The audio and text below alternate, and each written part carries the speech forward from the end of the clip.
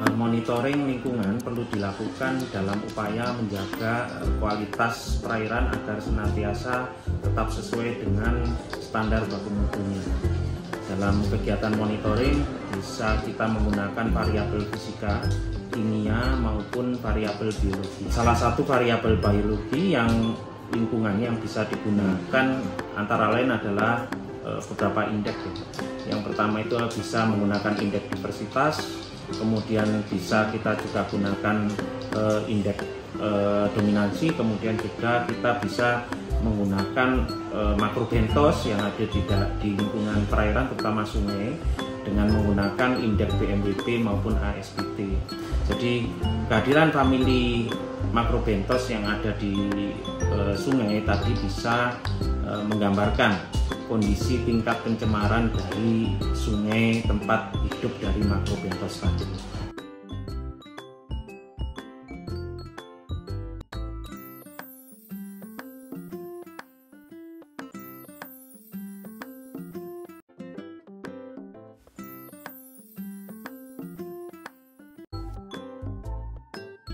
Mengaktifkan deometer dengan menekan tombol on dan rendam probe dalam air dengan punggung badan menghadap matahari.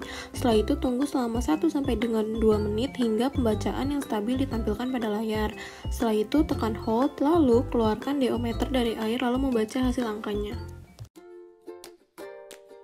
Membuka penutup pada alat TDS meter, lalu nyalakan TDS meter dengan menekan tombol on, lalu masukkan probe ke dalam badan air sungai yang hendak diukur, lalu tunggu selama 1 menit sampai menunjukkan angka yang stabil. Setelah itu, tekan tombol hold agar hasil dapat terkunci dan tidak berubah, dan catat nilai yang tertera pada layar.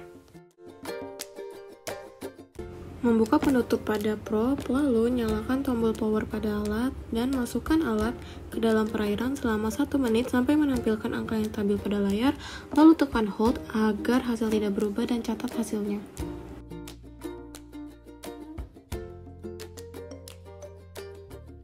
Memasukkan sampel ke dalam botol Winkler dengan arah menghadap arus dengan kemiringan 45 derajat, lalu menutup botol Winkler di dalam air setelah memastikan bahwa tidak ada gelembung udara. Menutupi botol Winkler dengan aluminium foil agar cahaya matahari tidak dapat masuk ke dalam botol. Rekatkan aluminium foil dengan selotip agar tidak terlepas. Beri keterangan lokasi pada sampel menggunakan label. Bawa sampel DO ke dalam laboratorium dan masukkan ke dalam inkubator yang suhunya telah disetting sekitar 20-25 derajat Celcius, yang nantinya akan menjadi DO5 dan diukur kembali pada hari ke-5. Menekan tombol on, setelah itu tekan start dan masukkan alat ke dalam perairan dan tunggu sampai angka tidak berubah-ubah. Setelah itu tekan stop dan catat hasilnya. Setelah selesai kalibrasi dengan cara menyiram probe dengan air bersih, lalu lap dengan tisu secara perlahan dan tap-tap pada bagian probe-nya.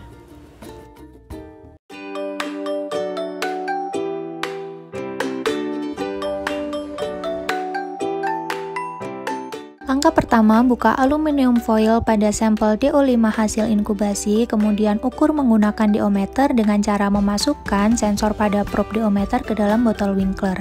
Catat hasilnya dan masukkan ke dalam perhitungan BOD.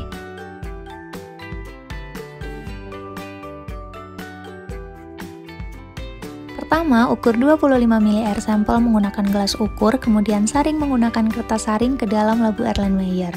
Selanjutnya masukkan 11 tetes atau 0,5 ml larutan Nessler dan tunggu kurang lebih 30 menit hingga terbentuk warna kuning pada larutan sampel. Setelah kurang lebih 30 menit, masukkan masing-masing sampel ke dalam cuvet, kemudian identifikasi menggunakan spektrofotometer dengan panjang gelombang 425 nanometer. Selanjutnya, catat hasil pada masing-masing sampel yang telah diukur.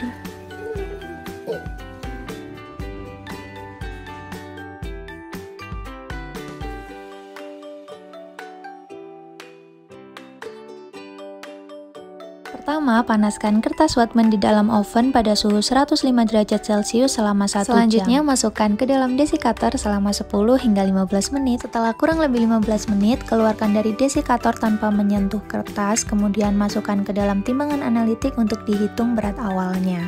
Selanjutnya, masukkan 100 ml air sampel yang telah dihomogenkan ke dalam beker gelas dan masukkan ke dalam vakum pump dengan langkah sebagai berikut.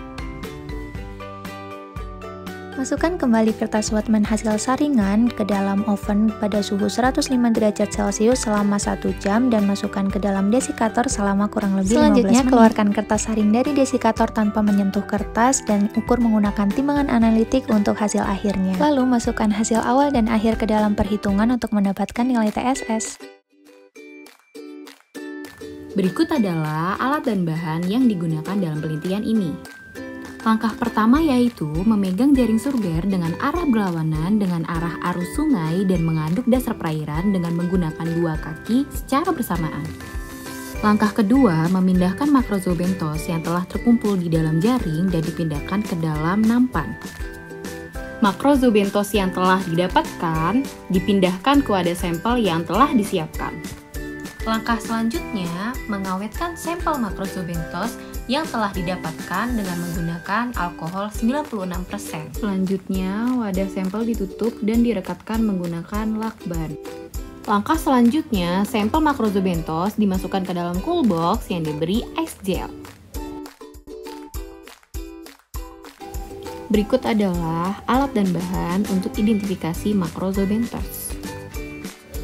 Langkah selanjutnya, mengambil makrozobentos yang telah ditetapkan dan meletakkannya di cawan Petri.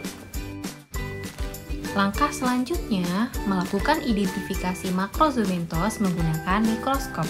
Setelah dilakukan identifikasi menggunakan buku identifikasi, kemudian didapatkan beberapa jenis makrozobentos seperti yang ditunjukkan pada gambar.